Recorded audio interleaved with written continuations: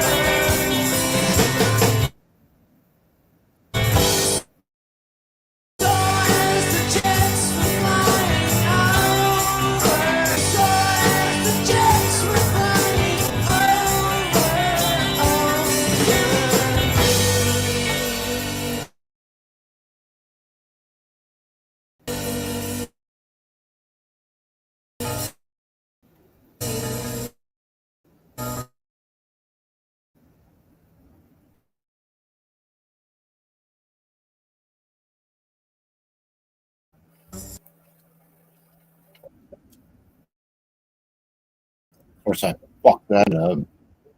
Ah, this fucking internet signal.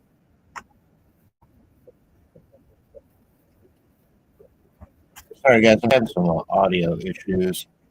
I don't know if anybody can even hear me. Hang on.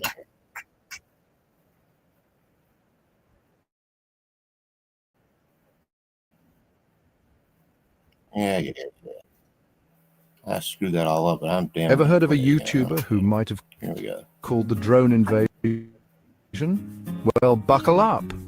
On December 5th, Farmer, known for his sharp thinking, warned us about a potential UAP war involving the US military.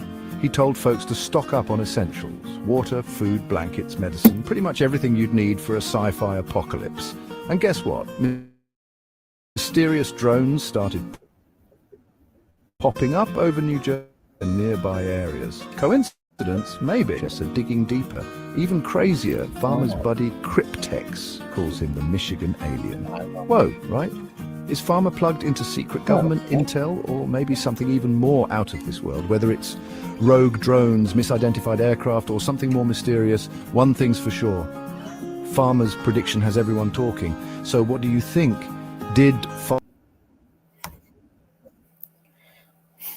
And we're live. Hopefully you guys can hear me. I don't know, because somebody put something up in the chat section. I got one person watching. Whoever you may be, can you put a 1 up there at least? Let me know that you can hear me, because, I mean, my little Charles Nelson Riley icon is reflecting some kind of audio, but I'll be honest with you, since it's snowstorm, I think I got some ice buildup on my Elon Musk satellite kind of dish thing that's on top of the workshop.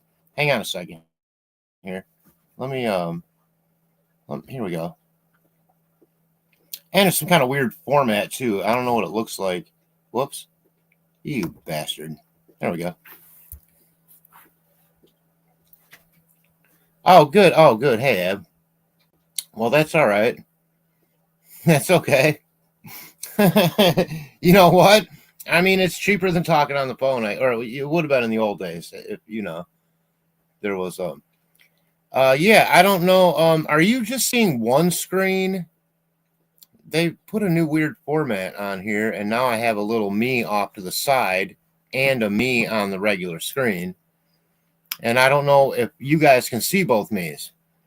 I mean, it's just one me, but it's a double me. I don't like it. I accidentally hit the wrong button. It said recommended, it's some kind of new feature. I don't like new features when they hold me up from just doing my regular old features. But how's everybody doing tonight? I want to say live from the mountaintop in the swamp, from UFOs to camel toes, from big chuckles to moose knuckles. You got it locked on the Derek Farmer Network. Thank you for being here. The chicken's alive. The chicken is alive. It made it through this wintry, I don't know if anybody watched any of the shorts I put up. Before I pop that open, I better finish this delicious cup of coffee I made. I got home super late. Closed the gas station down, of course, things. I was a little talkative tonight. I was thinking about doing the show when I got home, and so I think it made me kind of talk to the customers more, just to kind of get that interaction going. And before I knew it, it was 45 minutes after close, and I was just walking out. So then I had to drive to Three Rivers so I could hit the 24-hour dispensary and just grab one super powerful infused joint. And I'm having a nice cup of coffee with some mint cocoa in it.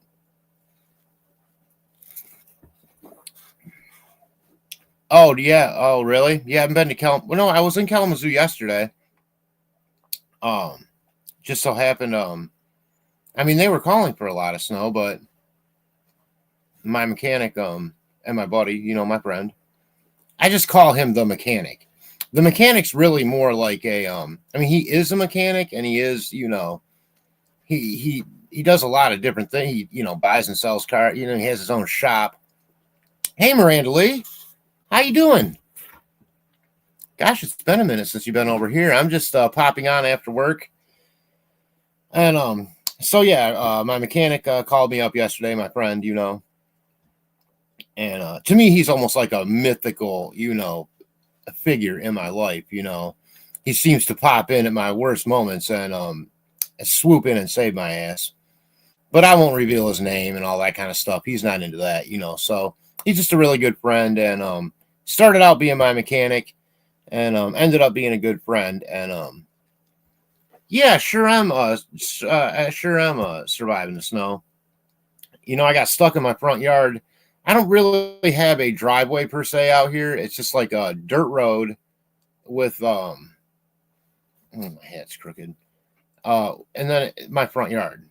The only thing that denotes it as a driveway are the two reflector stakes that I put up denoting it as such, but nothing about driving on it would have you believe that it was a proper driveway. And so last night when I pulled in, I wanted to make sure the friggin' chicken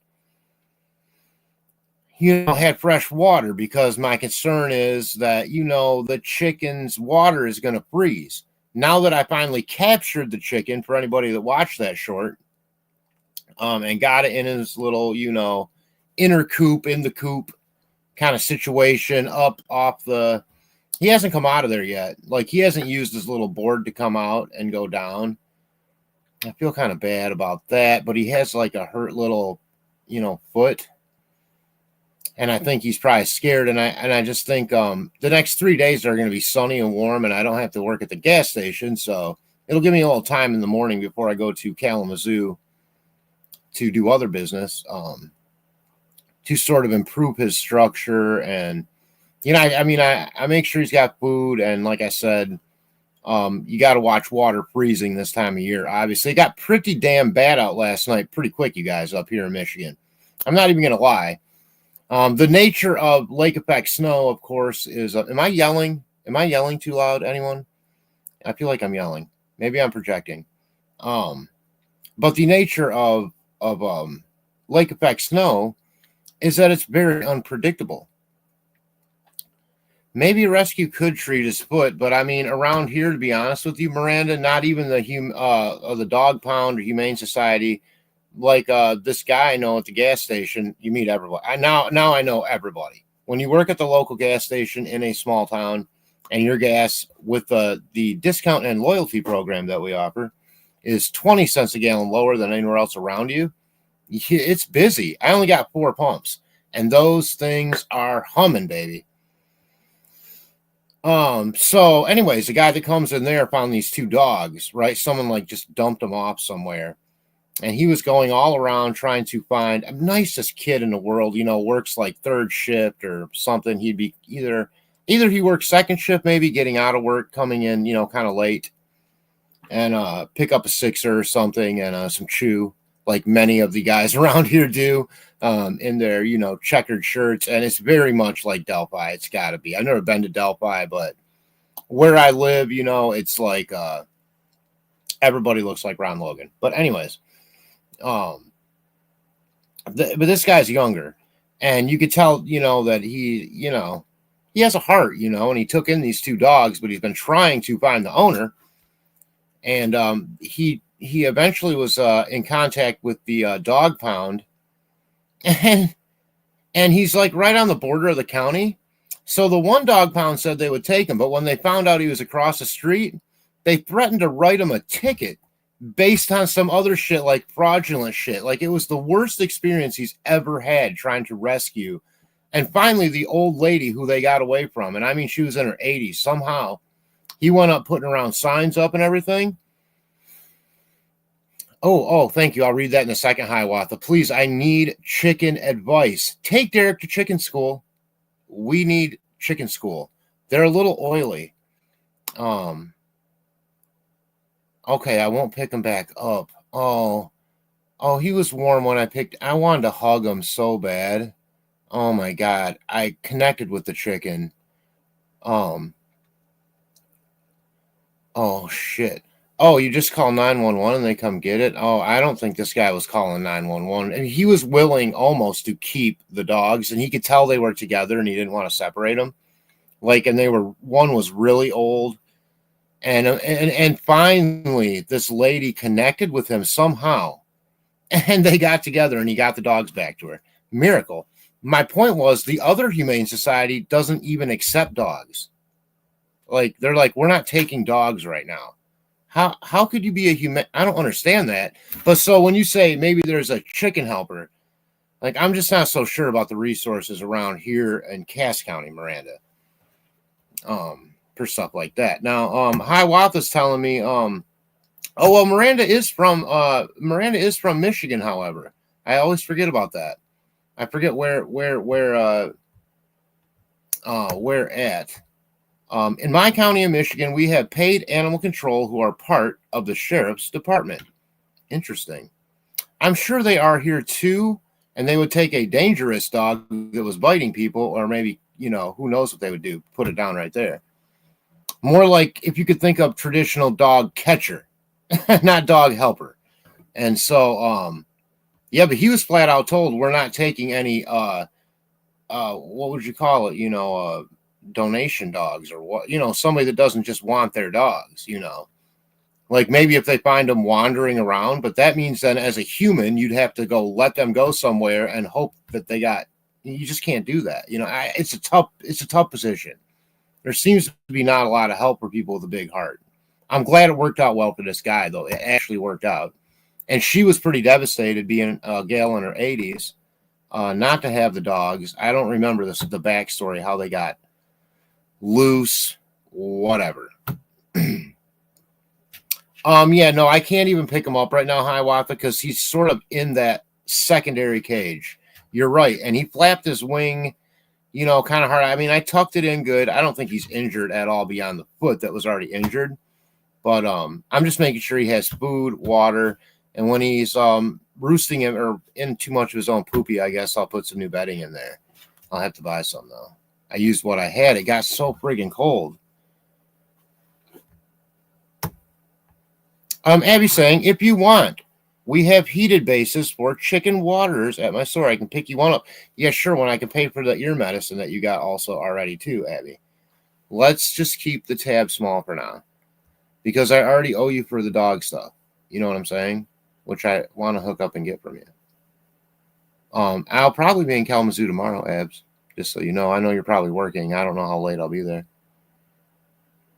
Yeah, I don't live in Kalamazoo anymore, though, Miranda. I lost my house there, and I was forced to sell my house at a huge loss, I should say, based on bad politicians like Sean McCann, who I hope is defeated. He's a piece of shit. Miranda says I'm about an hour from Kalamazoo. Yeah, I'm now about an hour from Kalamazoo myself. I live about 10 miles north of the I live about 10 miles north of Elkhart, Indiana, if you know where that's at. So I'm maybe about 5 miles, 10 miles south of Cassopolis, Michigan, right in that swamp crater. Apparently, I learned that I live in a place called Kelvin Township, which not even locals know about. I say I live in Kelvin. They look at me like I'm talking, a foreign language. Like, what is a Kelvin?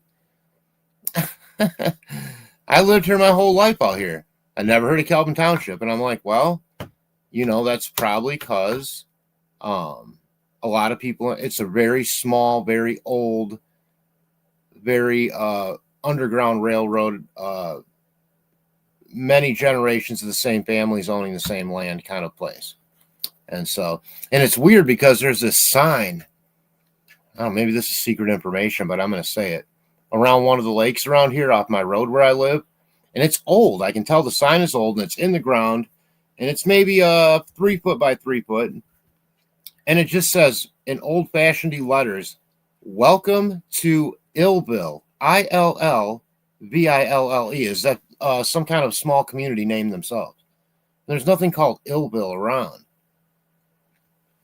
And I have a feeling that, it was just a special kind of place for minority folks mostly because, like I said, it's really one of the only areas in the entire state that they could own anything initially. Hiawatha. What the hell did I just say? I'm so sorry. I just got home from work and then I took the dog out for a walk. Yesterday was the 50th anniversary wreck of the Edmunds Fitzgerald. When I see your treacherous drive home, I thought of that song. And when I think of that song, I want to drive into a tree. It's my most hated song of all time besides that stupid song about driving your Chevy to the levee. God, I hate that song. God, I hate that song. F you, Gordon Lightfoot. Bum, bum, bum, Miranda.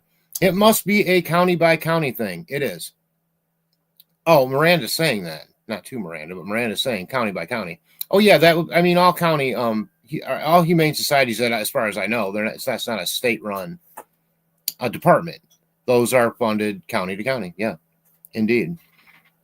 And when I'm telling you, they still have houses falling down in the swamp out here where I live that people probably haven't lived in 50 years. And there's a literal swamp. Like, you could see where they had, like, those skids, skids that you get shit delivered on as, like, walkways over ditches kind of thing. It's a really swampy area, and I have something behind me I call the dead swamp.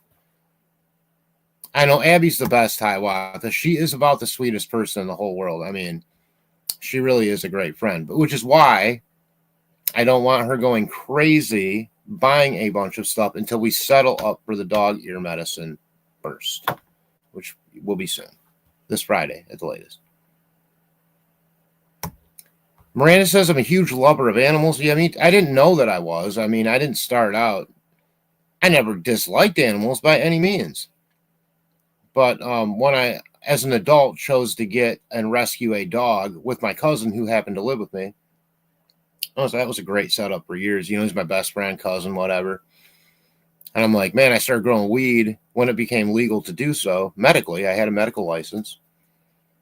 And I just wanted a dog, to kind of be a good guard dog, not to bite somebody, but to let me, I don't know. I just wanted a dog.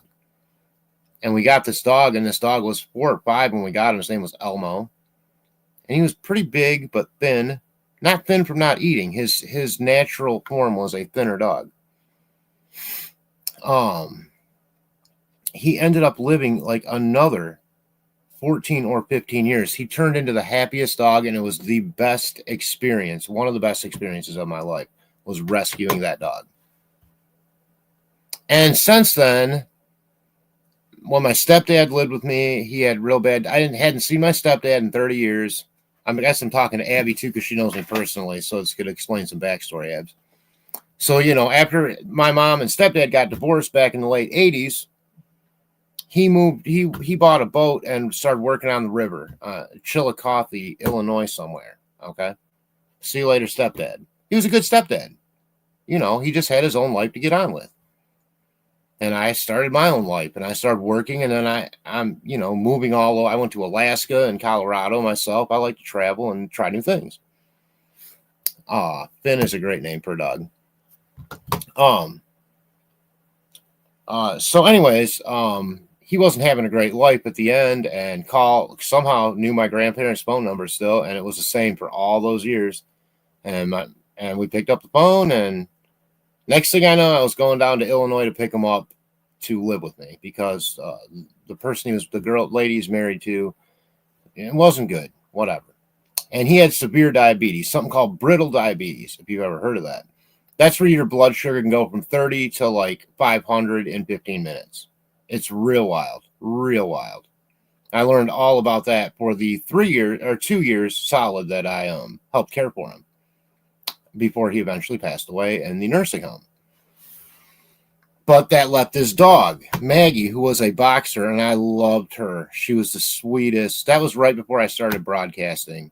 And that broke my heart when I had to have her put to sleep, because she was, finally she got to the point where she couldn't even stand up anymore. And once it was just like beyond, it was heartbreaking. But then my mom got a dog some years back, little Louie. And so when she went in the nursing home, I was, I had to find new homes for them. And now I got Thad here. And he's not even my dog, but I love him, I just sometimes wish that I wouldn't become a target because I'm not stable myself, really, and because my nature is to be like good to living things. Honestly, if you guys knew me in person, you would probably know that. Abby, maybe you would disagree, but I could never be cruel to a dog or an animal. I might bitch out a boss or call somebody at work a shithead, right? Or even call a customer a fuckface. Excuse my language. It's happened. I mean, Abby would be the first one to tell you that I probably never back down from anyone, really, when it comes right down to it. She worked with me for a couple years. So she has that inside knowledge. My point was being, though, I forgot my point.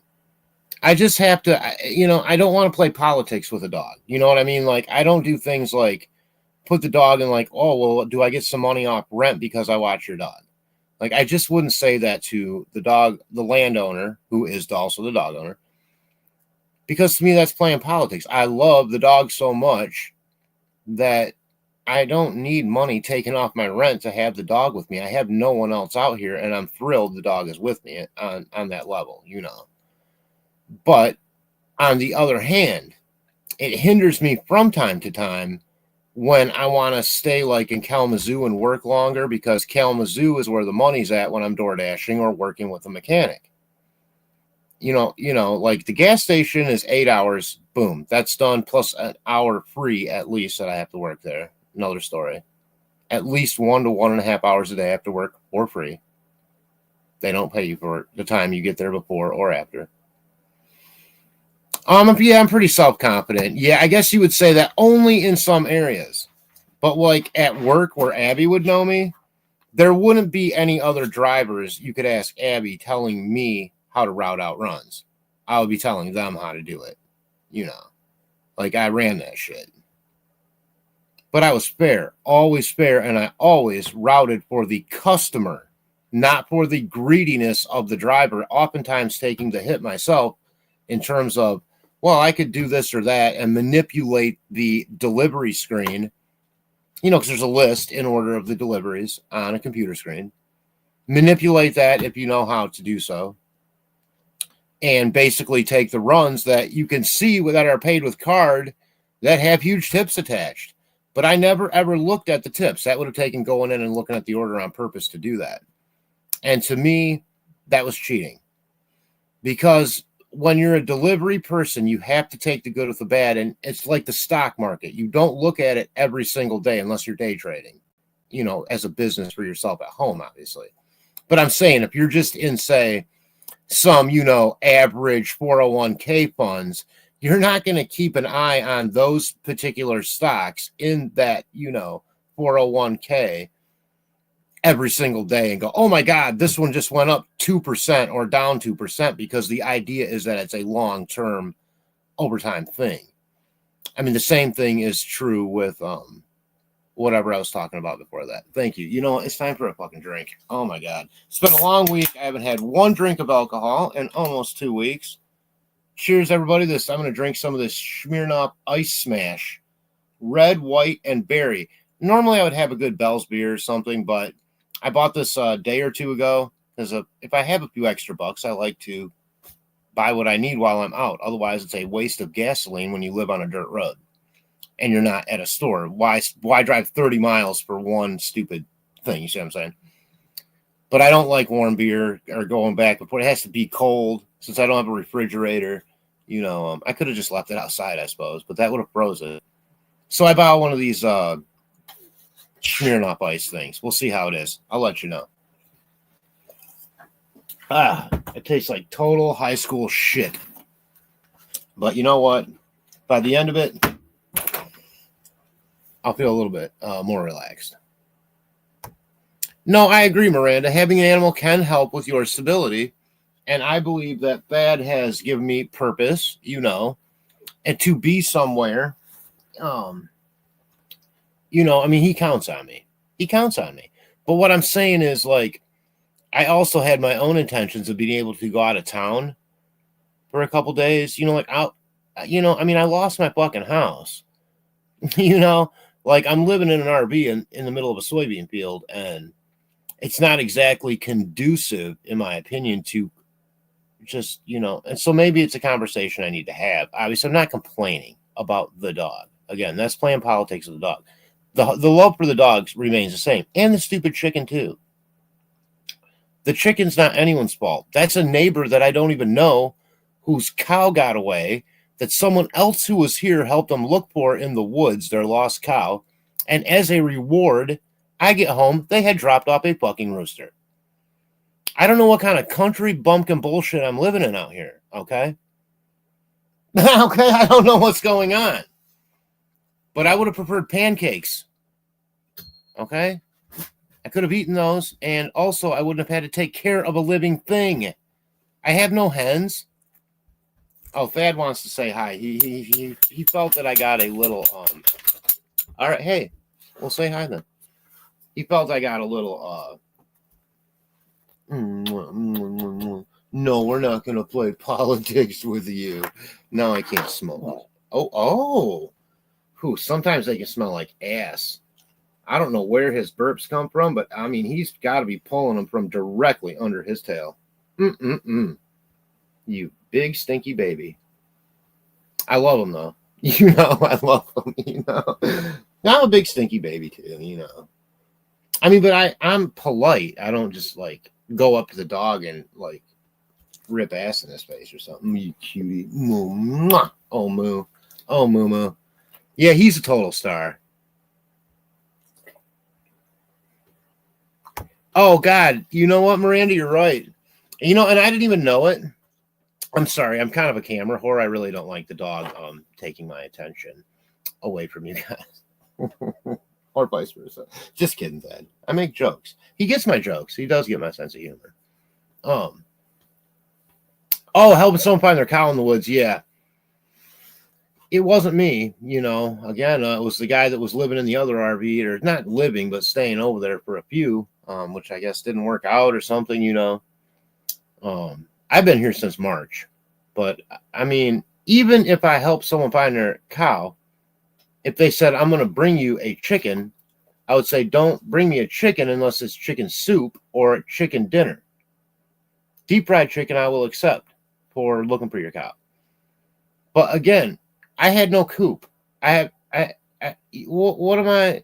They had chicken food and stuff here because the other chickens, I thought this was one from the batch of all the chickens that either were eaten. Look at his nose. Look at. You're a dork. You're a dork, man. You really are. I love you. We had all these chickens, but they all disappeared. I don't know. Maybe some ate them. Maybe they flew away. I picked them up from the post office. Apparently, it was a cold morning, and some of them were already not doing well. And, it's weird knocking on the post office side door. You have my chickens. Of course. And they said, oh, yeah, of course, we have them in here, like they do it all the time. Right then? You remember when the chickens came? Then the chickens disappeared. So I called him number 14 because I thought he was the last of the 14 chickens that we had. Turns out he's just a random rooster that some neighbor brought for a cow search, Look, I don't get it. I mean, if I help someone in the city look for their dog and we find it, I wouldn't expect that they would drop off a gerbil as a reward. And what sense does that make to you? But I guess everyone does have chickens out here. I'm not saying everyone in the city has gerbils, unless you're Richard Gere. That's right. But, I'm not, Right, Thad. So I don't know. So we have the chicken, At the same time, I'm not going to ignore the fact I have a gosh dang chicken. So then I made this lean-to, and Shay Watson was like, dude, that lean-to's no good. That's bad juju. She got bad juju from my lean-to. She could tell it was a Chantilly made thing. And that a strong wind was going to crush the chicken in the lean-to. It was heavy skids, with no nails. It was just like, oh, it'll be okay. No, it wasn't okay, was it, baby? No, it wasn't. But we're better now. How are you guys doing? Oh, my God. We went down to 2 listeners on the chicken story. I thought the fucking chicken story was a winner. You guys are really picky. Oh, well. They just don't know what they're missing out on. Abby says, you and the other driver whose name also started with D that we worked with were the best. Are you talking about Dirt? Did you work with Dirt? Oh, well, I mean, that's his Dirt was what his friends called him. He drove the truck at the time. Yeah, he's always been a friend of mine, Abs, actually. I saw he used to have some really rocking shows in his basement. Actually, not him, but they would book really good shows. I saw the Spits play in his basement. I mean, the Spits are a huge punk rock band. It was a really fun show, Yep, yeah, it's a Michigan story helping somebody find their cow in the woods. I guess you're probably right. I remember seeing a cow in the woods for the first time as a kid. Just, being out in the woods. No, everything's okay. You don't need my constant attention. I'm kind of just having, you know what I'm saying, right? He doesn't give a shit. He wants to go back out again.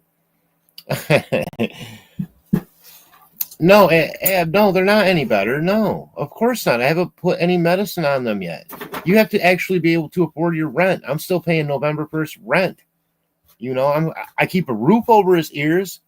They're not frozen ears, but are they better? No. He needs help, and you need to come out here and help me with that. You got to come out here and help me with it.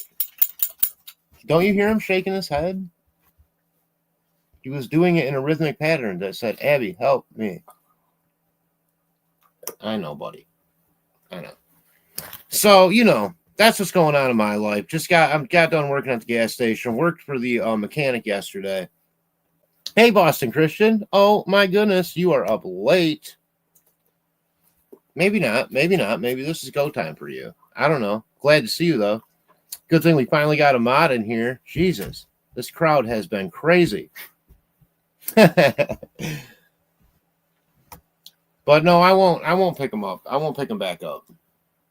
I mean, I'd rather not. And it's going to be really nice out over the next 3 days. So, again, it'll give me a little time in the sunshine to shore up his place a little bit. Maybe make his ascent and descent from the upper platform a bit easier.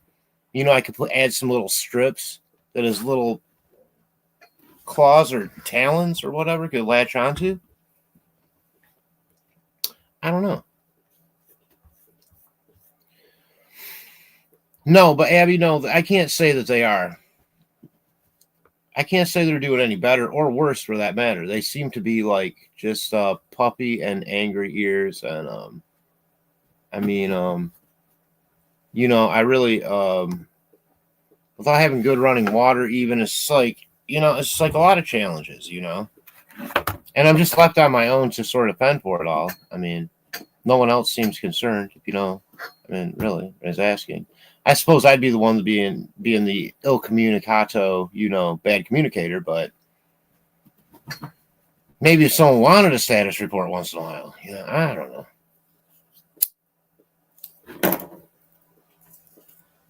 Whatevs. People have busy lives. They get used to things, And also, I do love the shit out of him, so. I just think he's probably bored. That's what I worry about the most. Like, I wish he either had a friend, which I'm not adding an animal to this RV. Not happening. Or like doggy daycare or something, where he can go play all day. But he doesn't even have his shots or nothing. He hasn't been to the vet in a while. I probably shouldn't be saying that, but he doesn't get out of the property, so. I mean, there's nothing else that appears on him, in my opinion, that says bad health at all. He's very happy. He seems healthy. Besides, I'd say the ears actually are a little bit better in the cold weather. Maybe there's something to that. I mean, they don't seem to be as, he doesn't dig at him as much, but he still shakes his head a lot, But I don't know. Sometimes I just feel a little overwhelmed because I don't handle shit well, for one. I'm trying to train myself to do that again. It's all part of becoming stable, being able to sort of look at each individual speed bump, if you will, as just that, and a little speed bump, and to take them one at a time and to get over them and to try to readdress the ones that you need to. And so Abby, yeah. What's I'm guessing you're probably working all week. I mean, you work full time. You're back in. When do you start school? You started school already, or you started next week? I'm glad you're doing that. I mean, if you're glad you're doing that, and if you feel like you have no other choice and you hate school, but you're still just doing it, I'd say just make sure your heart's in it, because at the end of the day, you're gonna have to pay all that. Unless you got promise. Do you still get the promise? How does that work? You guys, in Kalamazoo, we have something called the Foundation for Excellence. And since the year 2000 and maybe 7, I'm thinking, something like that, there has been something called the Kalamazoo Promise. And that's a program where if your kids go to public school in the city of Kalamazoo proper, and they start at a young enough, Abby would know the details as far as what grade you have to be in. It breaks down like, it's gotten a lot more liberal over the years. There's a lot more money in it now, but it's funded in perpetuity privately, not with taxpayer dollars, only with donations from a few of the most wealthy families in the area. It's the same foundation that lowered everyone's property taxes in Kalamazoo 20 to 30%, regardless of your income. So you could be a rich person and your property taxes still went down. And I like that approach 1, it was all donated. 2, no tax burden. 3, there seems to sometimes be like, for poor people to get like a tax break on something. And I know this isn't always true. Poor people get hit on a lot of shit too. But rich people be like, well, damn, I wish I would get that break, or my kids would get free college. Well, in Kalamazoo, they do. Even rich people's families, doesn't matter the parents' income. Only thing that is a criteria is that their children go to Kalamazoo public schools, like elementary, junior high, and high school. Although it doesn't have to start from kindergarten or first grade now for it to be 100%. But then college, any in-state college that they are qualified for, Abby, am I right, is paid for 100%. And I know at least for the first part, if not the first year, maybe more, pretty sure if you get the full ride, you squeeze room, board, and books and food and everything out of that. I mean, it's a real... You would think people would be flocking to Kalamazoo to work and live, who want their kids to have free college. It's been like, Switzerland and Kalamazoo for years now. That's no shit. All funded in perpetuity with private money from families like the Strikers and the Parpays and the Fetzers and the Gilmores. Everybody's heard of the Gilmores. Everyone's heard of the Fetzer Institute, whose founder was a Rosicrucianist. Oh, yeah. Lots of esoteric shit there. In fact, they fund Dr. Jack Sarfati, who has cracked time travel. Google it. Kalamazoo's a weird place, you guys. I contend that it's been some sort of,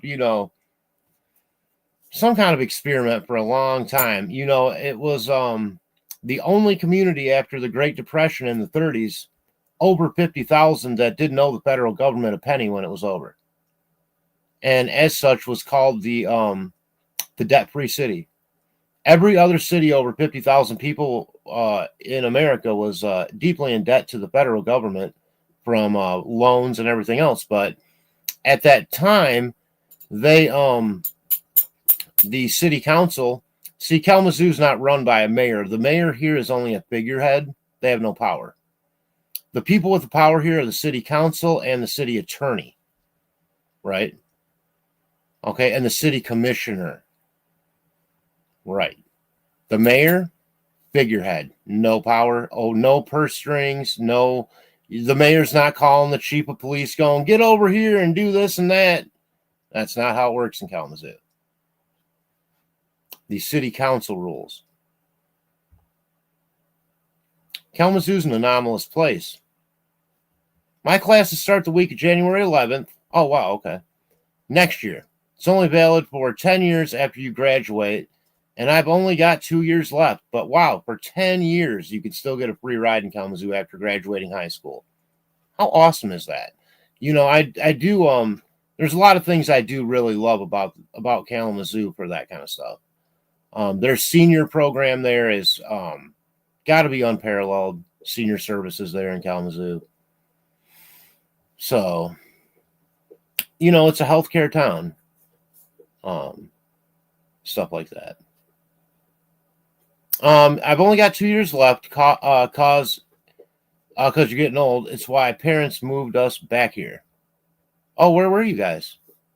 Were you living in Alabama or some shit? Mama, we don't want to go back to Kalamazoo. Abby had to put on shoes for the first time in like 12 years and shit.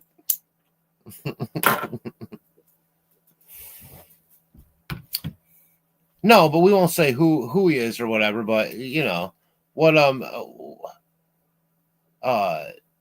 was your dad on a different station? A different radio station?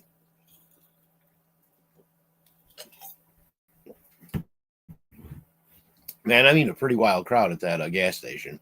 I met a broadcaster, Abby, the other day who's been broadcasting on the radio for his whole life. He's in his 60s. He goes, it's the only job I've ever had at the same station. And I forget the station letter. 97 something, I think. That was pretty impressive. That's a dying breed right there. He said he still loves it. You could tell he had a classic broadcaster, radio guy. Real, very resonant voice. All right, knock it off.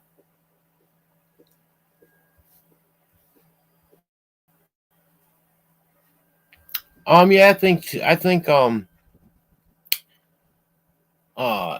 you're right. It can help with stability, but also though it can if you're not stable and you're having, like, say, financial problems, it can also cause a lot of stress, like anything else. If you care about your animal like a person would their kid, taking them to the doctor or you getting them shots or whatever. I know, baby. It's all right.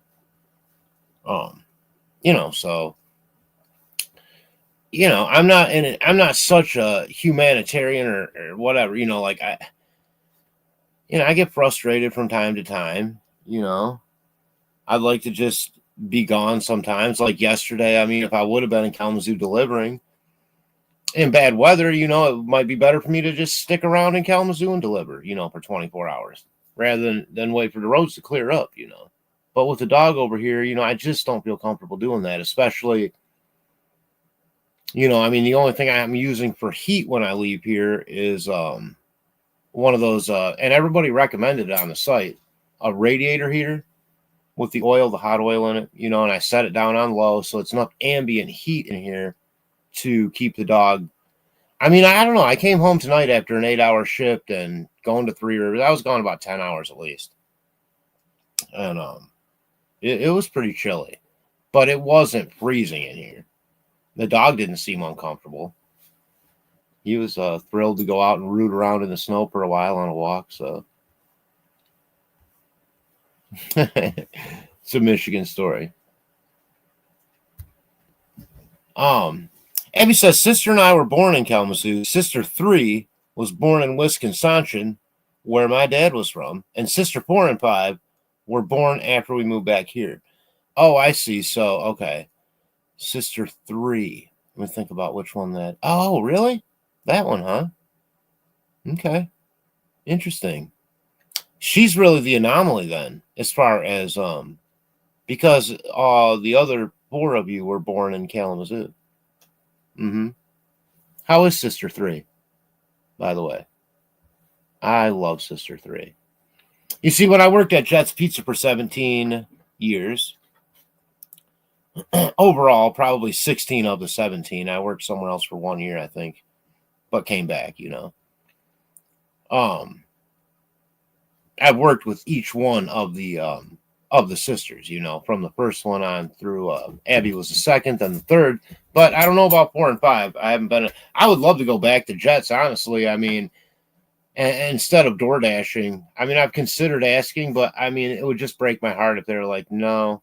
I'm so afraid of rejection that I just won't do it. I'm too stubborn, just too stubborn.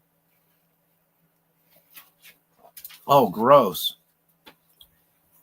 I'm sorry I took a slug of that. Oy vey. Oh. Oy. One time my mom had a Pepsi can, back in the day, like the early 80s. She realized I had a little dent in the lid. And so she was drinking it. And we were out at like my stepdad's, sister. And they had all this property in Plainwell. His parents were here, my step grandparents, and like my mom takes a big slug out of her can of Pepsi and begins to start like faux vomiting. Like she spits it everywhere and everyone's mortified. Just like, what the fudge, And she pours it out. And out of this can of Pepsi came it looked like a dead mouse. Or a big blob of something the size of a dead mouse. So my mom chucked it into a plastic baggie and froze it at our freezer at home until a Pepsi representative came to our fucking house and looked at it and gave us a couple free 12 packs, which she got, drank right up as if nothing ever happened at all.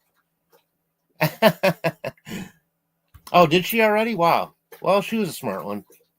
I knew she breezed right through there.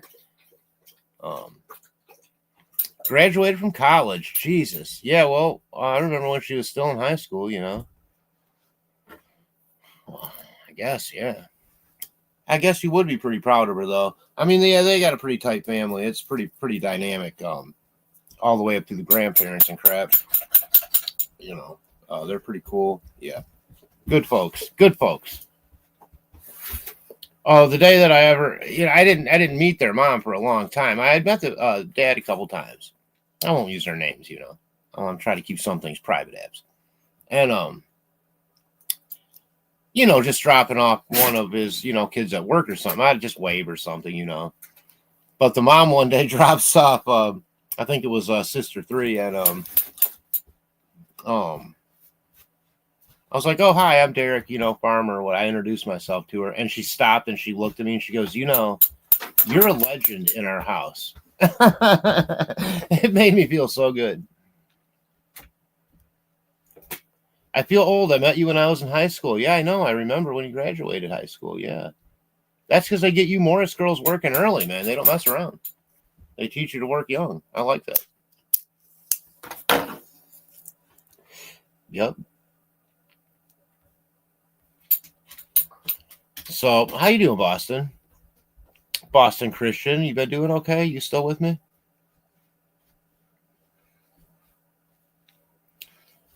Oh, yeah. I hope you guys are doing good. Yeah, I was a little nervous with the weather. I got stuck on it. Oh, that's what I was saying. I pulled in so I could put the headlights on the bird coop because I want to make sure he got water. He probably has to go back out. Hey, boy, you kind of, I know, but what, really? You're just going to lean up on me like that, huh? Look at this. He just has both paws. He's such a dork. I'm sorry. This is probably, yeah, this is just a live stream I decided to do. It's nothing. It's really nothing. Oh, yeah. You said Blackman Township. I forgot to acknowledge that, Miranda.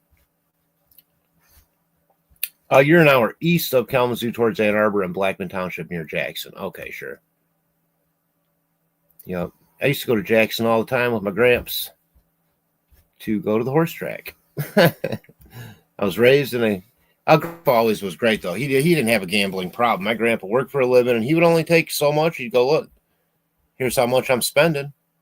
If I lose it, I'm planning on losing it. But it was never a lot, and he always stuck to that. He was very regimented. Old people, you know, were like that. I guess I'm getting old, but I mean the older generational people. Like, they knew the importance and the value of a dollar, you know. And I feel like I have a lot better understanding of that now. Yep. That's for sure. Oh, good.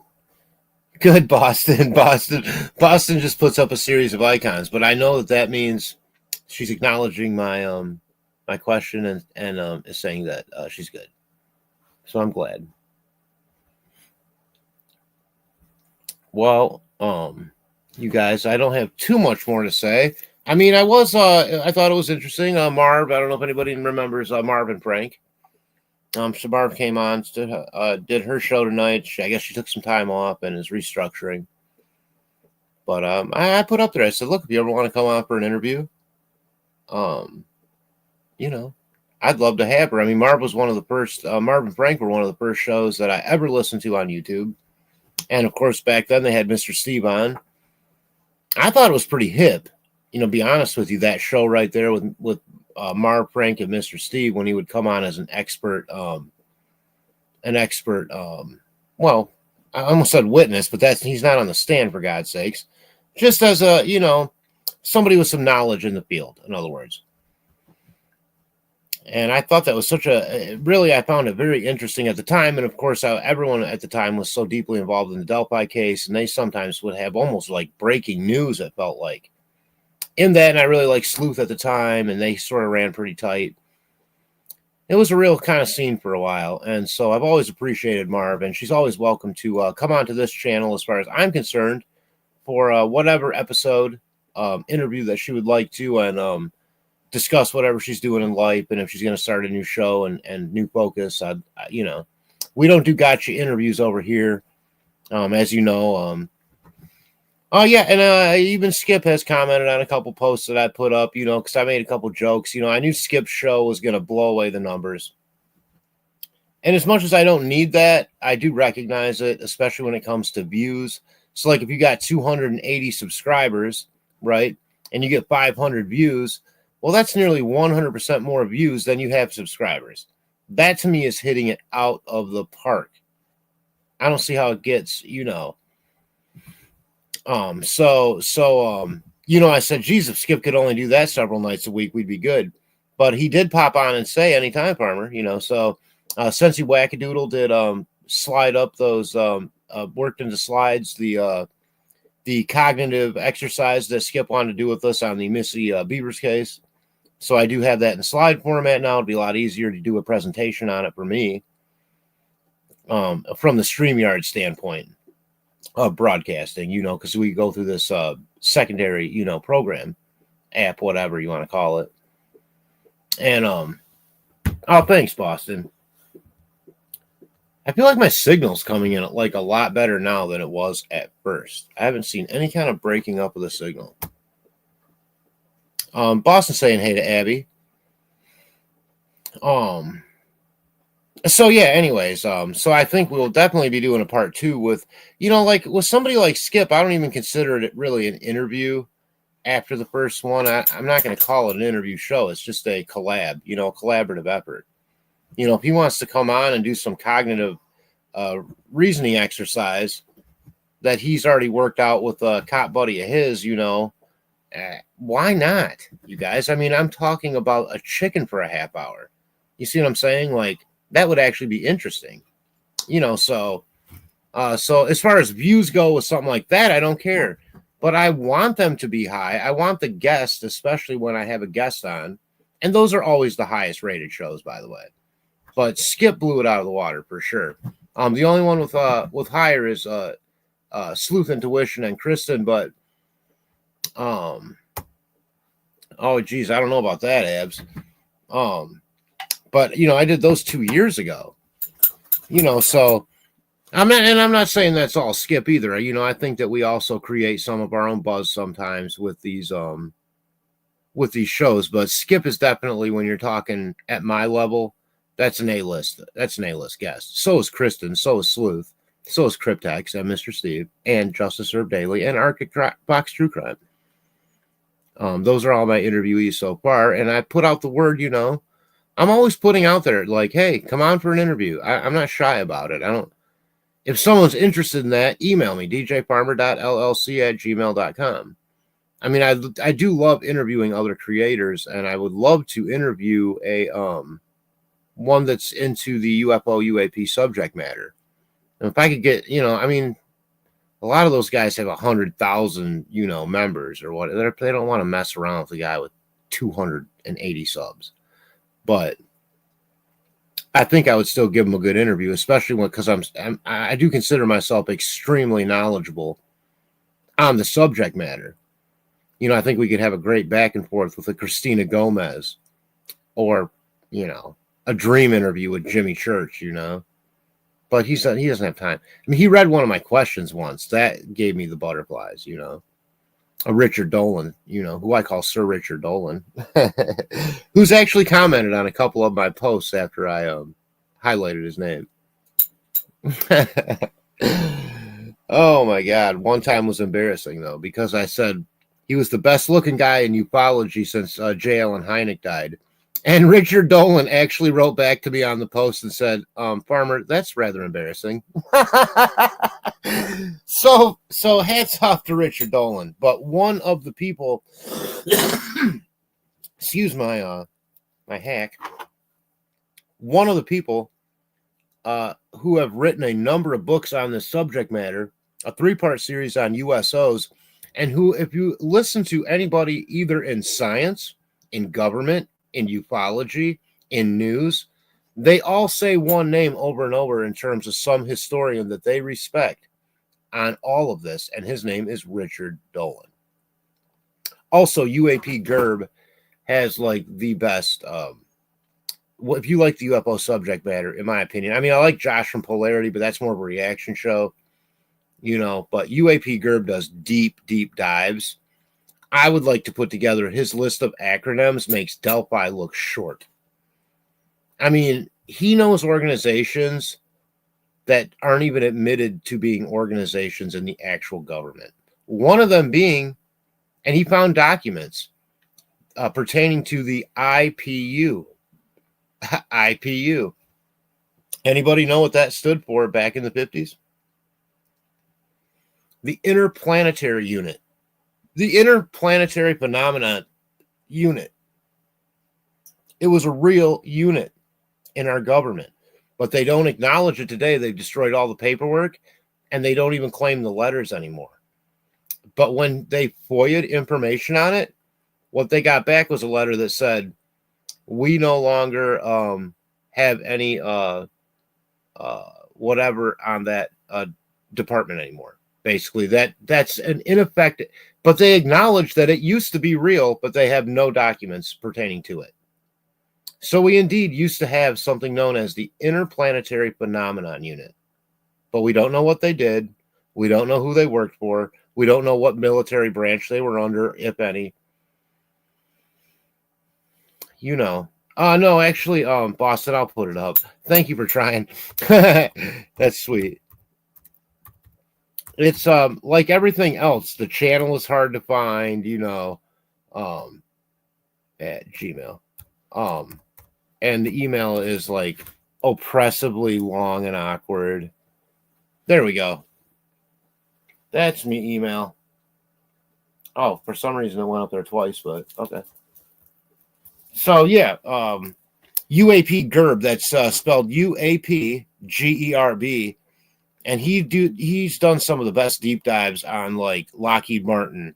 Like 2-hour documentaries on it, and he's really like nobody else online when it comes to that. And he's one of these people that's really, if you're listening, even to like Ross, he's been Ross Coulthart just had him on as an expert.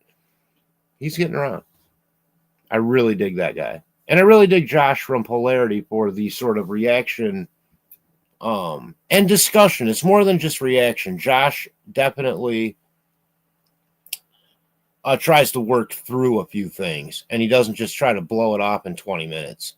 Like, oh, my 20 minutes is over, pay me, Like Josh from Polarity puts in a 2 and 3 hour, sometimes longer show, live on the air, daily. So he gets my respect. I'm pretty sure I'm a paying member to his show. Well, now that I plugged everybody else, let me plug our channel. This is the Derek_Farmer Network, and I want to thank you guys for being here tonight. Not a real exciting show, but I do still like to touch base and say hi to my regulars. To me, it doesn't have to be a groundbreaking interview or any kind of big story. I'm happy doing an hour or two, preferably fireside, but we're not quite there at the moment. Although don't rule out a winter fire. I definitely wouldn't rule out a winter fire if I had the wood to make it a pleasurable experience for myself. Like, I don't want to freeze anywhere, but if I can have a ginormous fire, which I can, we should plan on that one of these days. Boston says I'm still half asleep. Yeah, I guess probably you should be probably fully asleep. It's pretty late. But Abs, for real, Abs, I'll get a hold of you when I get into town. Hopefully, if obviously if you're working, I know that you're going to be available a little bit later at night. So, what have you. We'll hook up this week though. I'm going to take old boy out for another quick walk. The head shaking doesn't always indicate his ears. It sometimes is his way of saying, I got to pee or poop.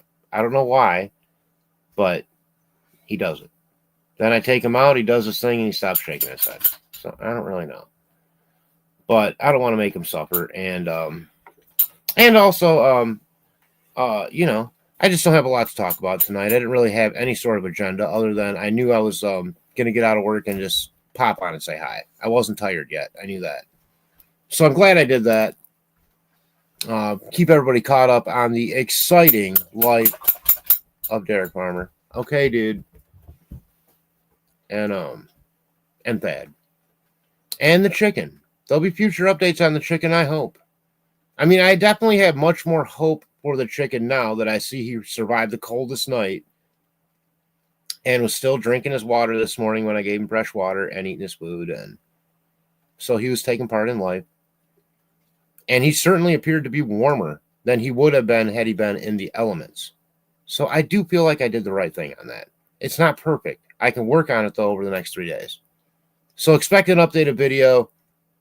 I don't love shorts, but sometimes, occasionally, like when I'm trying to show a snowstorm driving home, I can't exactly go live. I mean, I get no signal out here to do so. And also, that just wouldn't be safe.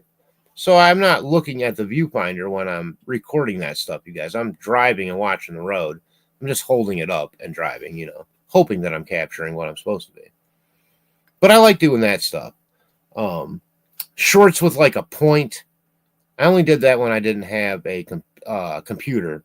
If you remember, I had an internet signal, but no computer for a couple months. So I wasn't able to do lives, but I don't prefer to do pre-records like that. So, but, you're welcome, Boston. Yeah, the chicken seems a little happier. I mean, this morning he really did. He lightly I filled up his water and he just sort of pecked at my hand a little bit, but it didn't hurt at all. Like he wasn't trying to hurt me at all. I think it was his way of saying like thank you or something. Like I don't know. Boston's saying I named the chicken Eva Grace, and that snowstorm was beautiful, absolutely beautiful. Yeah, it was. Oh, yeah, I put up a short from what I called the quintessential Norman Rockwell-ish, Christmas scene. That was Pawpaw, Michigan. Well, where my great-grandparents settled in this area in Pawpaw, Michigan after moving from Calumet, Michigan, from the copper mines. And back in the late teens, early 1920s. And in Pawpaw, my grandpa was one of the early folks to grow grapes. He had grape vineyards out here. He died before I was born. He died in 1968, I think. But I knew my great-grandma. In fact, she passed away right in front of me when I was in 6th grade. We were close, yeah. Yeah, she was an awesome lady. Again, I've told you guys the story. She came over on a ship called the Carpathia in April of 1912 on the very voyage that dropped her off at Ellis Island and went back and rescued the survivors from the Titanic, which may be a huge conspiracy that I heard today. Wait till you hear this Titanic conspiracy. And I mean, it's a conspiracy of Titanic proportions. That it was a quick switch. That the Titanic wasn't actually the Titanic. That the company had switched it with the older boat, the Queen something. They had just done some facial work on the inside and basically buffed the hell out of it and said, this is the new boat. And the boat that they had retired that the Titanic took the place of is the boat that it actually was. And then they re-put that boat on the water for another 12 or 20 years that they were going to retire after the Titanic sunk. And the theory was they got to collect, and that 4 people on board needed to die. And that J.P. Morgan killed them. Wow. J.P. Morgan murdered 4 people and everyone else on the Titanic, but only for 4 people. Because it involved anti-propulsion technology, even back then. That does bring me to a point, by the way. I just want to say that I think that a quick if you've ever listened to anything about UFO talk over the last 50 years, one thing that everyone goes back to saying is the nexus of modern day ufology. And that is what, everyone? Does anyone know what the modern day sort of biggest UFO story was that caused everything to start going down that road? Stop. I can wait. I know, right? Oh, yeah. It's a whole thing. I got a whole big-ass theory now. Because they would have us believe this whole 50 years that it was, or even since then, actually, they booked it from the moment that happened in 1947 And that wasn't Roswell, although that also happened in 1947. I'm talking about what happened 2 weeks previous to Roswell. And that was the Kenneth Arnold sighting, right? You guys remember the Kenneth Arnold sighting?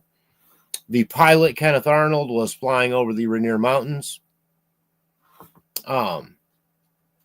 Yes, I have been live. Yes, I was actually just ready to quit, but it kind of piqued my fancy on something, and I still have some of tonight's sponsor left, Smirnoff, Liberty, red, white, and blue bashy stuff or something. I really haven't drank any of it, so I might as well talk about this for a minute, because this actually interests me.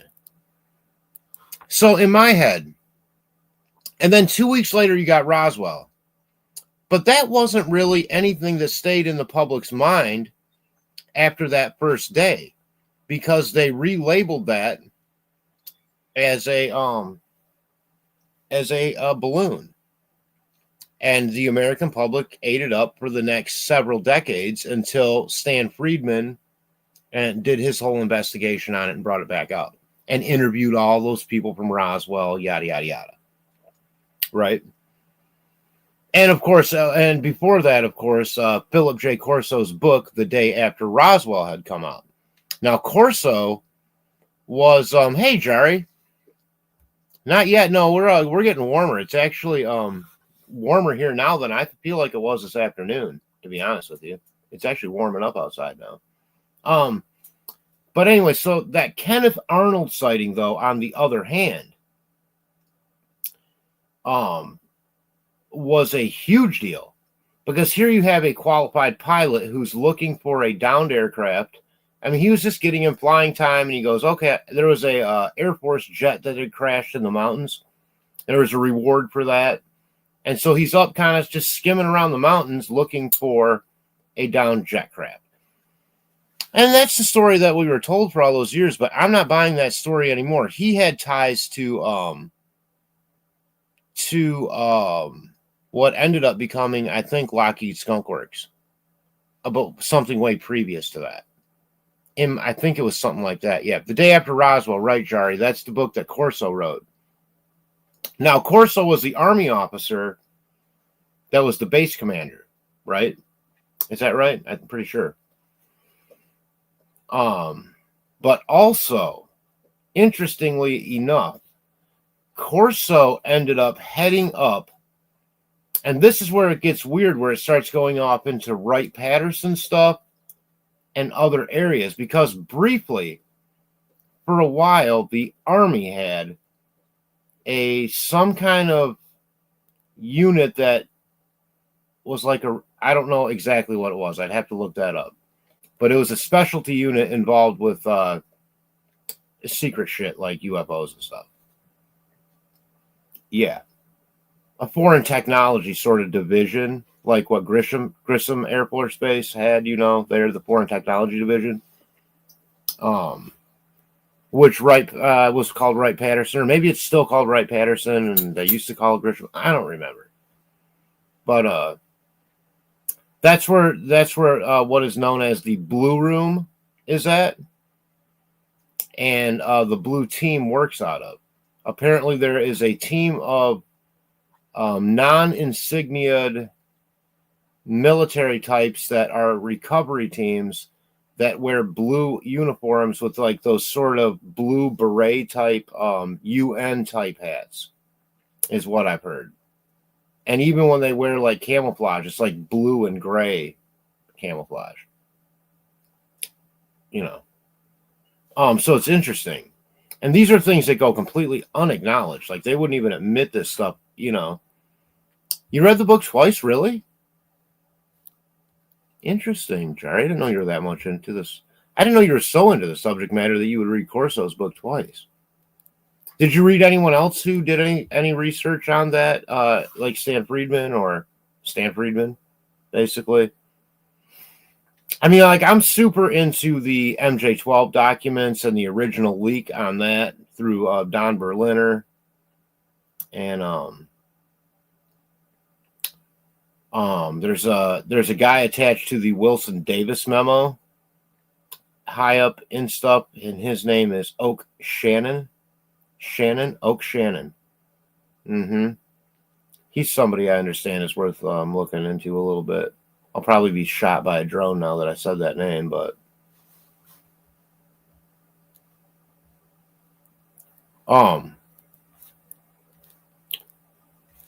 wait, I want to go back to what Boston was.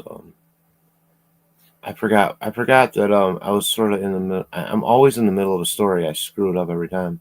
But anyways, so what I was going to say was, right, so the narrative has been all along that, like, okay, the modern, what we would call the modern day of ufology started on that day, late June, early July, 1947, with the Kenneth Arnold sighting. And that went nationwide news at the time, worldwide news. And in fact, that's where the term flying saucer was supposedly coined, but he didn't say it was a flying saucer. What he said was they skipped across the water like throwing a saucer. Okay. But in fact, they weren't round. That's the part that he left out. They had like a notch cut out of them and back, and he saw 7 of them. And as a pilot, he's able to time them by counting so many seconds, yada, yada, yada. He even downplayed it, but I mean, he thinks they were going around 2,000 miles an hour. And there's nothing in 47 going 2,000 miles an hour, you know. So that's where it started. But I question now if he wasn't part of some kind of deeper psyop that just to get the conversation going, because now that I know that it's going in a direction of not necessarily aliens from far away. Now, if you listen to people like Jacques Vallée, Dr. Jacques Vallée, what's her name? Diana Pasulka. People who have some real knowledge in the study of the history of the documents, but also the study of the phenomenon and even crash sites. There's even somebody at NASA named Tim Taylor that has a secret room. You know, it's not secret, but he has his own personal room at launch codes, at Launchpad, to do esoteric rituals before launch. And so there's something odd about the whole thing. And when you look at how NASA was started by Werner von Braun, of course, paperclip scientist brought over here after World War II from Germany. Also, I think it goes back much further to me. And I draw a direct correlation to, and let me state this clearly, the 1896 and 1897 giant airship mystery over America. A reading further into that, which I have done since our last discussion on it, there was a group of mysterious investors apparently in New York City that were investing in this new propulsion technology. Does this sound like a familiar story? But here it's 1896. Zeppelins weren't flying for another 5-6 years. The Wright brothers didn't have anything off the ground until 1903. Yet an obscure patent attorney named George Collins, think Collins Elite, goes to the San Francisco Bee and lays this whole story on him, how he's the patent attorney for the person with the patent on this, only to the next day deny the entire thing and say he has no idea what happened, but that some kind of a fever or some shit came over him. Okay. It was weird. Now, I've researched this Collins guy further. Turns out in 1908, he gets charged with what? Bigamy. He beat that charge, but in the process perjured himself and spent 9 years in prison on perjury charges. I don't know if that means anything, but I continue to look into it. The Collins family in general, there's a section of, look, I think there may be certain bloodlines and families that are part of the control group when it comes to what's really going on. And what's really going on, in my opinion, and this goes right back to the 1896 and 1897 giant airship mystery, is really a lot more complex than just aliens coming from another planet. That would be far too convenient, and that would make total sense that they're out exploring and found them a new place to hang out. I don't buy it. I don't buy it anymore. Whatever's going on is something that we ourselves are. It's been with us since we've been here.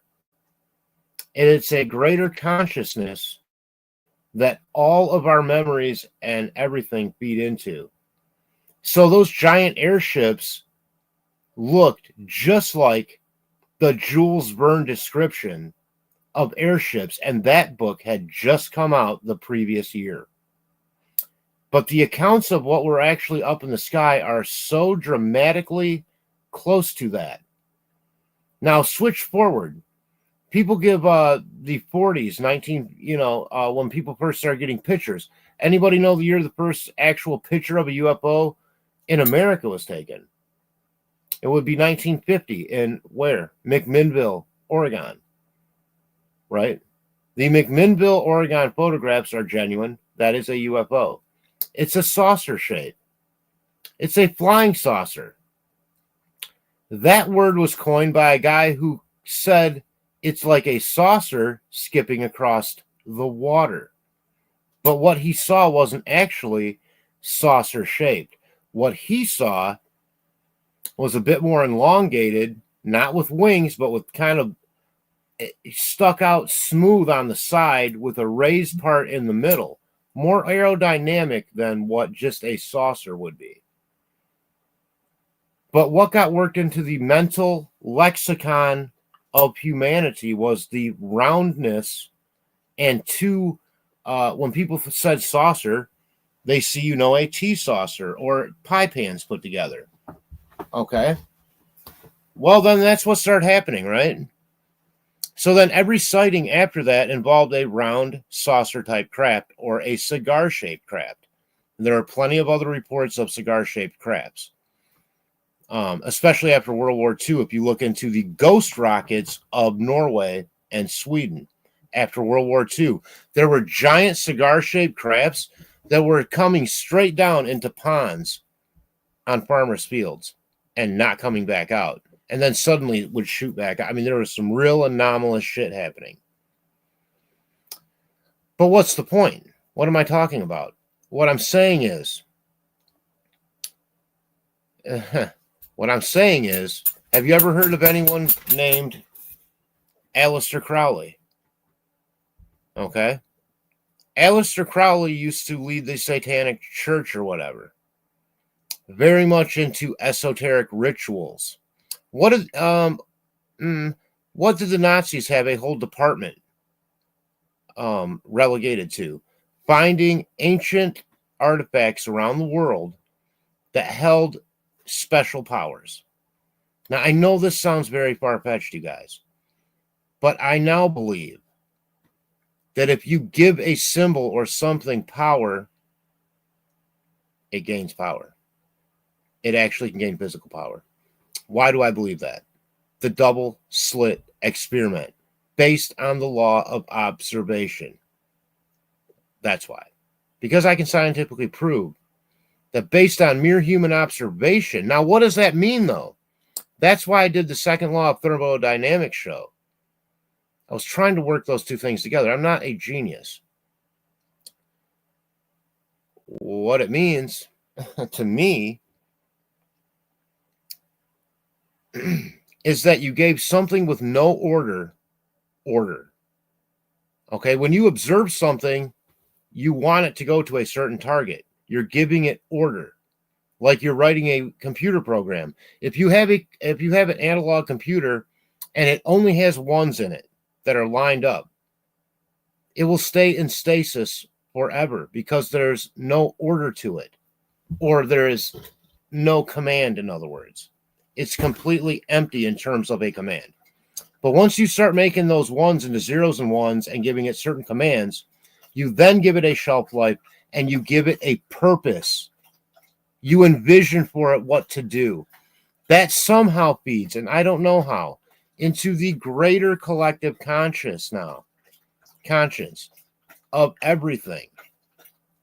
So that if you do it once, and I use the example of if a scientist gets a certain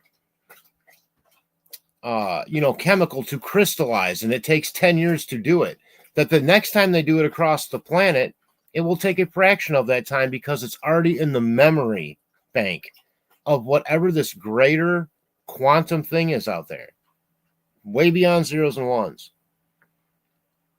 And once it's there, it knows that once you want it to do it, it will do it because it's being observed to do so. That's how I see it. So because we give something purpose and observe it in a certain way, I think it's possible that that then replicates like that over and over and over. And we could move in sometime into different shapes of UFOs that have come and gone through the years.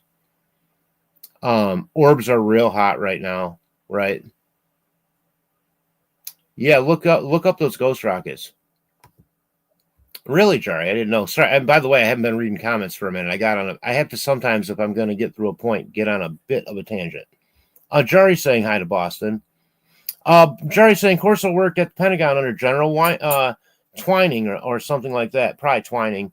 What I was going to finish up saying about him was that he actually headed up a division for a short time that was similar to that blue team.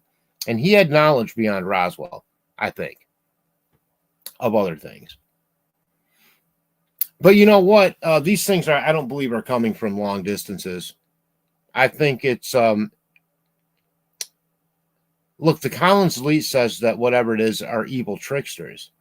Aleister Crowley was basically a teacher to Jack Parsons, to L. Ron Hubbard, to Werner von Braun, who was one of the first people who worked under the NASA acronym. In fact, some call him the father of rocketry, the godfather of rocket science, along with Jack Parsons, which is JPL Labs to this day. Okay, so why, if you're only into science, are you so damn sure that doing esoteric rituals with a Satanist will make these processes put you into contact with interdimensional beings? Okay, some people call them demons, some people call them aliens, but to me aliens is the wrongest of the words, if that's the way it is. Okay, because that would indicate that it is some random race of creatures from bajillion miles away and galaxies away that happen to find us. That is not what's happening, in my opinion. There may have been some of that also. But I think these things have always been here, and they, vibrate or whatever at a different frequency. That they're all around us right now. And that explains a lot of this ghost and demon and angel stuff. Now, whether or not they're evil, they may be. A good portion of them may very well be. And maybe the Collins Elite is doing us a favor by acknowledging the evilness of contacting these things and inviting them into our human lives. But there are an awful lot of people high up in the government that pay close attention to being able to consciously conjure these sorts of things. It is all over NASA. Tim Taylor has a room. They sent 100 tikis to the moon, not just a few years ago, to appease who? Appease what? From what timeline? From where? Who are we appeasing on the moon? What's the real story?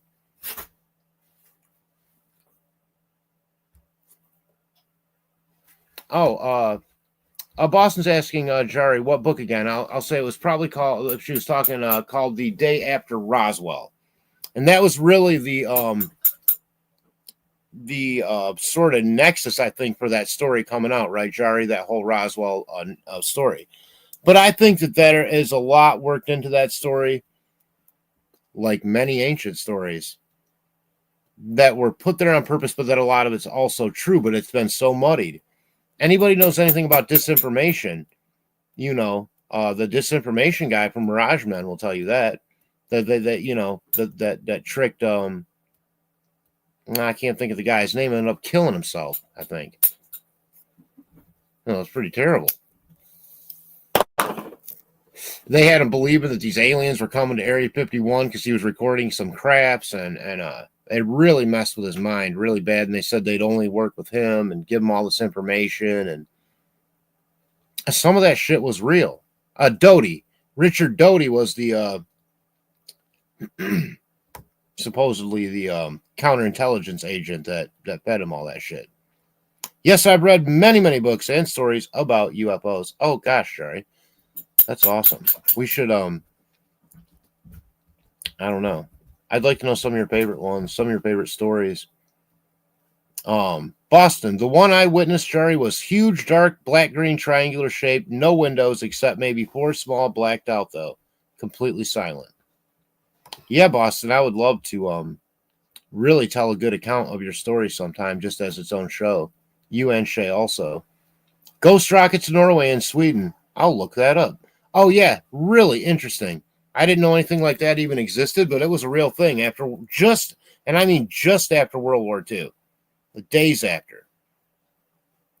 But I was just going to go back and say, there is definitely a running theme with some of these aliens, because they're not all grays, by the way. That gray thing didn't start until when? Like later, Initially they were, let's think back to Operation High Jump. Okay, you're all familiar with that? Yes. Admiral Byrd's mission to the Antarctic. He had been several times before, but he had the last time gone just after World War II with a contingency of 6,000 troops, several ships, a whole contingency force, a couple submarines on a scientific expedition to Antarctica, where the lore says, L-O-R-E, lore says, that he encountered on his flight to map the Antarctic. Now, and if this did happen, I completely believe it was a prearranged meeting, and he knew that he was going to get sucked in, where he saw mastodons running on green fields after being sucked in by some kind of tractor beam. And the UFOs then came up beside, and a voice came over his intercom in a German, sort of Nordic accent that said, good evening, Admiral. We'll be landing you now and talking to you. He gave an interview after that, basically at a radio in Argentina. They shut him up after that. He never said anything about UFOs, but he said that there now exists the ability to go from one pole to the next very quickly. So I think these things are time traveling mischief makers. I don't know much about, I think it all ties in with the Bible to some degree. Whatever that means, there's some Prometheus thing going on. All of it has little bits of the truth as far as our actual origins and history. I don't know how it all plays out. Boston, second law of thermodynamics. Yeah, right. Basically, that once you, it's the law of entropy or whatever, that basically giving order to something or, whatever that means, that you bring an ending to it eventually, Yeah, Boston, day after Roswell, yep. Big drop, bitches. Oh, damn. I lost my dick now, Abs. No, Abby. I really did lose my dick. Oh, well. That wasn't a very good big drop. Well, anyways. So I do find it interesting. And I think that when I say it goes back further than... Now, for example, if anyone wants to even go through the motions, if anyone remembers a ufologist named Wendell Stevens, gave some really great seminars, and he had a great collection of photographs. One of which was from China, 1907. 1907, 40 years before Roswell. That shows a clear Mexican hat style, and they looked even a little bit different back in those days. There are accounts from the teens, the 20s, the 30s, in places like Alaska, in Norway, the Arctic, up where there's not a lot of population, I guess, because think about it. If you got something nefarious you're doing or something you want to keep hidden from the general population, you would go to a place where under the ocean. But I think there's still what I believe it breaks down to some degree are future us's or things that are like us. These things are still humanoid. They have one head, two arms, two legs, a few fingers here and there. I don't really know how that all breaks down. I don't know if they got balls or not, but look, I'm not looking under the hood. They look enough like humans, at least in stature, that it wouldn't be too inconceivable to think that, a million years down the road that we evolved into that based on our environments, So, please give us a review, Boston, after you read it. That would be great. I know I would like to read more books about the topic matter. I mean, somebody who I really want to, Jim Mars was great. In fact, Jim Mars is the guy, in my opinion, that really brought the giant airship mystery of 1896 and 1897 to light. Based on the Aurora, Texas crash of 1897 of one of those airships where? Into Judge Proctor's windmill. A windmill where a couple pieces of metal got chucked down, and landowners decades later would go to grow giant tumors on their hands and everything from the metal in there. And the grave had been robbed where they buried the little alien. That's a whole story. So, and they said in that airship, that thing wasn't alien. Now, if you listen, that's the only report where it said one of the airships is carrying an alien. Oddly enough, it's the only one where they actually had proof of something, at least as far as the newspaper article went. They supposedly gave it a proper Christian burial. They even went so far as in the cemetery had a rock with the carving of a UFO on it for decades. Someone ended up stealing that. And someone had driven a 3-inch pipe into the ground based on a metal detector reading. So there was metal that was buried with this creature. But after that, it's 1897, folks. And yes, Theodore Roosevelt knew all about this shit. Tesla was around then. You guys, this all has to do with Tesla. It has to do with this really high technology. It has to do with then basic things like J.P. Morgan, knowing that even in 1897, what's the new commodity coming up that's going to make a millionaire a billionaire? Oil. I mean, it's all happening right there, man. 1897. They couldn't have that technology coming out. But it's the same pattern they follow now when there's technology they don't want to come out. There have been cases, in my opinion, proven beyond a reasonable doubt, where people have been murdered for these machines that they make. That they're drawing energy out of the air like Tesla, out of the atmosphere like Tesla said we could. And little small boxes would run a whole farm or a whole city and be pollution free and cost virtually nothing. But they couldn't have that. The world's power structure at that point had already been put in place. And that's right when things like Theodore Roosevelt knew it was bad too. What did he do? He's known as the antitrust president. He broke up the big banks. And then what happened? The Federal Reserve said, we're just going to start a whole new thing that's not even part of your country or part of the system at all. I don't know the backstory on that, so I don't want to quote shit I don't know about. But it all started and happened. And that's even an esoteric conspiracy theory. That the place they did that was some weird secret ritual place on the East Coast with all these Freemason things and Illuminati things when they started that whole fucking mishmash with fucking with the money. Excuse my language, Jari. Am I right or wrong, though? Come on. Jari knows I ain't bullshitting. I mean, I may not know what I'm talking about, but there is a story there somewhere. Alien Agenda. Okay, thanks, God. But I was going to say, if you enjoy who I want to read is one Leonard Stringfield. And I think it's his first one, Operation Code Red or something like that. he had a ton of inside sources and was the first one to write about actual UFO recoveries. Ones that have now gone on later in life to be pretty well backed up and verified by these whistleblowers even now. So Leonard Stringfield died, I think, in the mid-90s, but he was in the military for a while. I think I forgot what his position was in there, but what his rank or whatever.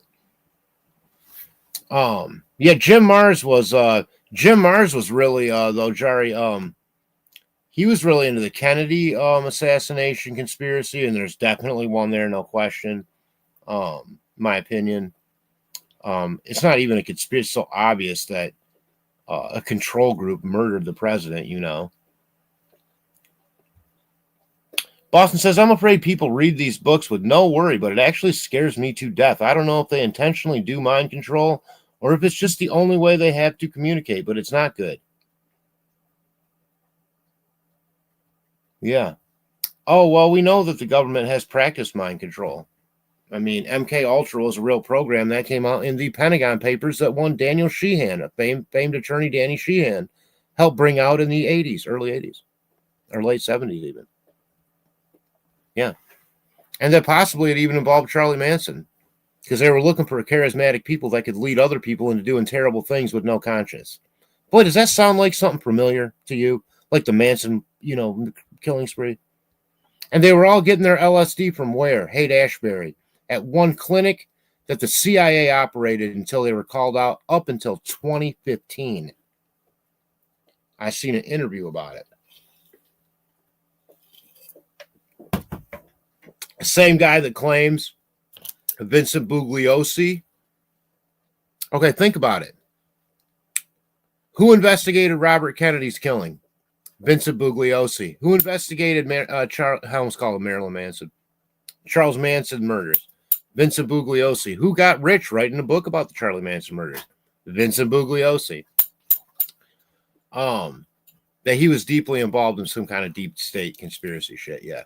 And that even Bobby Kennedy himself was responsible for murdering Marilyn Monroe, according to this one guy. It was quite a crazy interview. Yeah. Boston saying, not good for anything to come into your mind and take over, and there is not a thing you can do about it. Yeah, well, I see what you're saying. You know what? That's what I was trying to get back to about the greater collective conscious, Boston. Now, whether you believe in demons, or rituals or what have you, I now understand things to be this. If you give something power, then you give something power, right? Whatever that means. Symbology, ideas. But maybe it is more than that, because people have been trying since the late 1800s to summon. Think about Madame Blavatsky. Think about all those photographs that were taken in the late 1800s of ectoplasm coming out of people floating in midair. Some of those were hoaxes, but were they all? I don't think so. And when you look at the Thule Society in Germany, okay, and that was headed up by who? Wasn't it Himmler or Goebbels? I don't remember which one. One of those two. Himmler, I think, was the esoteric rituals guy. So we get all their rejects after World War II, these crazy people who were working on things far advanced from what we knew about, including UFO roundcraft, called the Hanabu. And we all know what the Die Glocke is. Some people now believe the Die Glocke, or the bell, was actually the propulsion system that you would find in the middle of one of these craft. So somehow we have manifested these physical craft and these people into our lives, I think, somehow, by making contact with them at some point. Now, I think there have been ones that have been with us and helped us develop, but the story is so complicated that some bad ones got in And also, the Collins elite believed that Aleister Crowley, in particular, contacted evil spirits from other dimensions, and that by merely acknowledging their existence would give them power to be real in our realm. Now, is it making more sense? So, by acknowledging these things, it gives them power and meaning and entropy and endgame. We've given it order. We've taken away the chaos. It's no longer in a state of stasis. It's in a state of movement, forward progress. Things are in motion. And that's what's happening in ufology right now. That's what's happening interdimensionally, in my opinion, right now. And whatever the answer is, and it may not all be tied together, it may be several different components.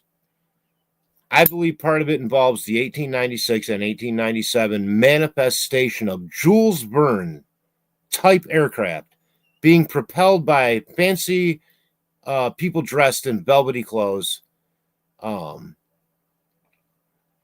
represented by shady people in New York who said they had a whole new propulsion system they were going to patent. It sounds too much like every other patent story of a new propulsion system. They got shut up. The technology never came out. The actual technology that propelled that thing never came out. They made some shit called a Hindenburg a couple decades later with gas in it. Big balloon. You know. That we see how that went. And that basically we don't really know where it's going, because it's all a mishmash of everyone's fucking imagination that's bringing this shit out or something. Look, I don't know where it goes beyond that. But I think the Collins elite is real. And I think that patent attorney, George Collins, may have been the guy that started it. I mean, the Navy, the OSI,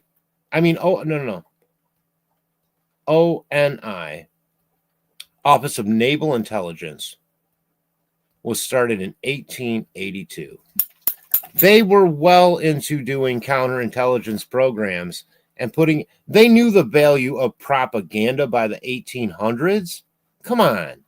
We're not giving people enough credit. You know what I mean? In my opinion. Humans enough credit for knowing the importance of these things. And I think several people of prominence over the years have been shown things, whether it be Jack Parsons and Ron L. Hubbard and Werner von Braun via Aleister Crowley, because they were all part and high up in his church. You guys can Google your own research here. He went on to form NASA. Parsons went on to make rockets. But they all continued to take part in sex blood rituals, whatever that means. Because they believed that rituals brought them in contact with these entities, interdimensional beings that gave them power and strength and money and wealth and power, right? And maybe they were right. But you know who else believed it? The Collins elite, which is why they won't allow anyone even on their level to acknowledge they exist. So when anyone tries to say, hey, that's an alien that crashed in 1897 into Judge Proctor's windmill, suddenly you got a George Collins patent attorney going, no. That's just some cool propulsion shit they're working on. I'm the patent attorney of the guy. And shut it down. Do you see what I'm doing here? That's exactly what he did. That was the effect it had. And then the whole thing got turned into a big joke because he was discredited by discrediting him himself. And that's when it starts the ridicule. And then the newspapers all picked up on that, or were led to do that, and to begin ridiculing George Collins. It's a whole story. I mean, you can see really how the control state developed, not from Roswell. That system was well in place. In 1941, they recovered a craft at Cape Girardeau. Rush Limbaugh's father helped cover it up. He was on the town council. Look it up. They gave that thing a Christian burial. Very familiar story. That's 5 years before Kenneth Arnold. Okay? These things run in trends. The triangles run in trends. The circles run in trends. The geometric patterns, the way they fly, and now the orbs of all different sizes and colors are running in trends. Is it the actual ship? I mean, I believe they're physical craft, but whatever this advanced unknown intelligence is able to pull from our collective thoughts this whole narrative, I guess. And that's that trickster element. And that's why when people talk about gnomes and little creatures in Ireland, you know, a lot of those people swore up and down they actually saw those things. You know what? I think they probably did. I think they probably fucking did. And maybe like a round UFO, it was only a popular thing for 50 or 100 years. And then it moved on to the next anomaly. And the Wolfman. And the Dogman. And the Sasquatch. And whatever else people are seeing at the time. And the Loch Ness Monster. But that all these things might possibly be related to an unknown greater intelligence that's responsible for creating us and responsible for basically everything in the universe. We can call it God. Is it good? Is it bad? Who knows? But why? When you look at the famous George Adamski photographs, videos, and story, same exact craft as the Billy Myers craft. Yet they told George Adamski they were from Venus, and they told Billy Meyer they were from the Pleiades. Because they're never honest. These interdimensional beings are not honest. They're liars. So they're using us for something. Most likely our souls. Because they don't have one. Or they want to punish other things by sending them back to Earth with a human soul to live a life of misery is another storyline that I've heard. Whatever that means. So there are things that go bump in the night. You know, this is all new to me as a science atheist. You know, for 50 years, I believe that basically if you couldn't flat out explain it in a rational way, there was no room for supernatural woo. That was what got ridiculed between me and my friends. Didn't mean we didn't have UFOs. That was still, when you're talking back then, you're talking hard craft coming from another planet from far away. The biggest thing being, well, how do they go faster than the speed of light and not hit an asteroid and smash up? That's far too simple. That's far too simple for what's really going on. Whatever it is has been covered up for a long time. We know about it. People in this government, and if no longer in this government, know there are families across this planet that are part of a control group that know our true origins and what's going on. I believe that. And I hope that before we all die, we get to the bottom of it, because we have a right as humans to know our origins. With that being said, you guys, take care of yourselves. Take care of each other, but always keep your eyes on the skies. And we will talk to you all very, very soon. Thank you. Thank you for joining me tonight.